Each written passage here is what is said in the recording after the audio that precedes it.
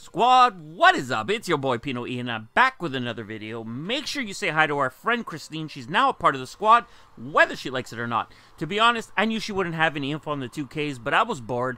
Anyway, enough of this. Let's get into today's sneaker news.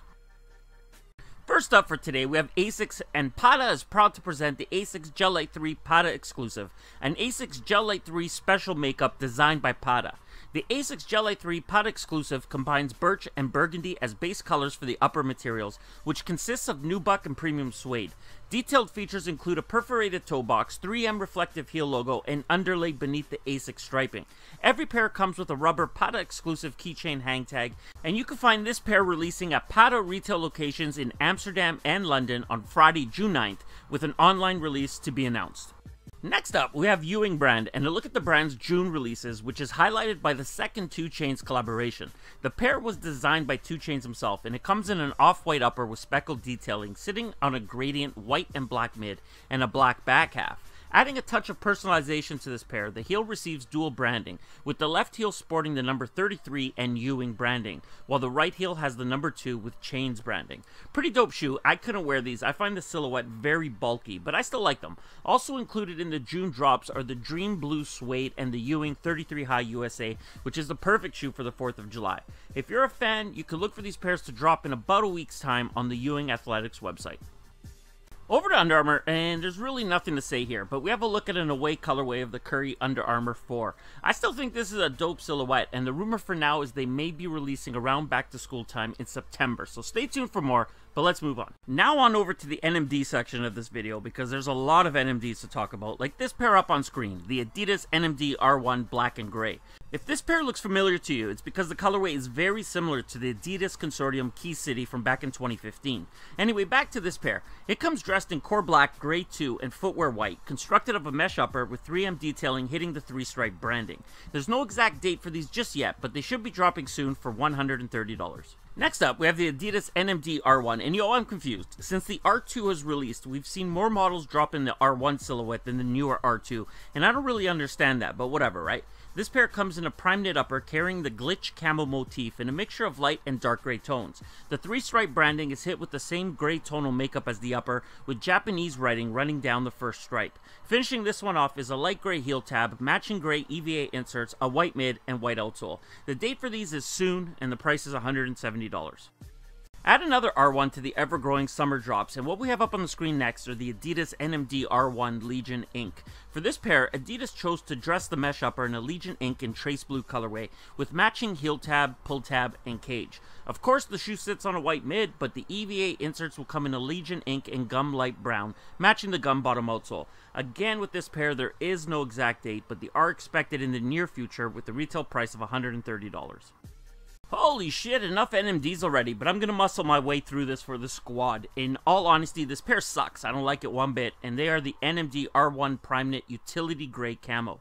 This pair receives the glitch camo Primeknit motif in a utility gray colorway, which features a white mid, utility gray, and pink EVA insert, and that pink is horrible on this shoe, and a black outsole. If you like this shit, then heads up, because they also are dropping soon with a retail price of $170. Now this pair's dope to me, and they're the Adidas NMD R2 Primeknit White Black.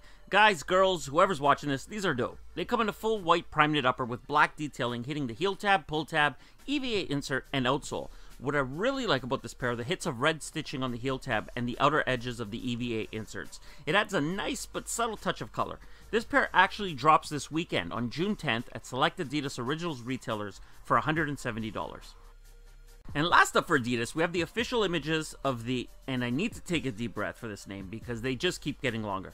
As I was saying, the official images of the Adidas Nemesis Tango 17 Plus 360 Agility Boost Zebra. Similar to the Ace 16 Plus, Adidas has taken a popular soccer style shoe and turned it into a lifestyle street model by adding a black and white zebra colored textile upper on top of Adidas's go-to Boost mid. Euro Squad, pay attention because these are dropping tomorrow, June 7th through Adidas Europe with a $200 price tag. For everyone else, stay tuned because at this time, no North American release date has been announced. Now try saying that with me. The Adidas Nemesis Tango 17 Plus 360 Agility Boost Zebra. As stupid as that last shoe's name was, they're pretty dope, but let's move on to Nike and take a look at the official images of the Nike PG1 Elements. The colorway's dope for this pair, and if you ask anyone who's been around the sneaker community for a while, they'll call this the undefeated colorway. The pair comes in a medium olive gray colored upper, constructed with a mixture of mesh and a fuzzy suede that features black accenting on the Nike swoosh branding, inner booty, and outsole. The pair is completed with orange flywire cables, top eyelet, and tongue branding. Dope pair. I think I'm going to try and pick these up when they drop on June 16th for $110. The next pair we have from Nike Basketball, the Nike Kyrie 3 Black Ice, and I don't like them. I'll tell you why. I don't like the textured pattern that they added to the back half of the shoe, and that's the same reason I don't like the Kobe AD. For me personally, something about it just doesn't look right, so it's an easy pass. The shoe's colorway, however, is simple and clean, and it comes in a black mesh and hyperfused construction with blacked out branding, sitting on a white mid with an icy blue translucent outsole featuring colorful pods. You can find this pair releasing on June 15th for $120. And last up for Nike Basketball, we have a detailed look at the Nike Air Foamposite Pro Island Green. This pair is interesting. All year long, to celebrate the 20th anniversary of the foams, Nike Sportswear has been retroing some of the classic colorways. And while this one never released in the past, it's close enough to the electric blue release, so I wonder why they chose to change it up. Anyway, the color is nice though. The Island Green works great next to that black upper, and the chrome swoosh completes the look. This pair will drop sometime in July, and the release price is $230. Next up, we have Jordan Brand, and make sure you keep watching because for today, I'm introducing a segment called Sneaker Fuckery. It won't be an everyday segment, but when there's stuff to include, I'll add it to the daily video. But first up for Jordan Brand, we have the Air Jordan 1 Low OG Premium Pack coming in a triple black or triple Orwood colorway. For the last few years, Jordan Brand has been dropping low ones. We have a couple OG colorways, the premium swooshless models from last year. This year we're getting the swooshless with the synthetic python look, and now these. Interesting. I'm not a big fan of the Air Jordan 1 Low, but if you are, then heads up because both these pairs should be dropping soon for $130 each. And next up, we have the Air Jordan 11 Midnight Navy, and these are the best looks that we've seen yet. For anyone who hasn't kept up lately, this pair will be the first time an Air Jordan 11 drops on Black Friday, and if you ask me, these are dope. I'm definitely a fan.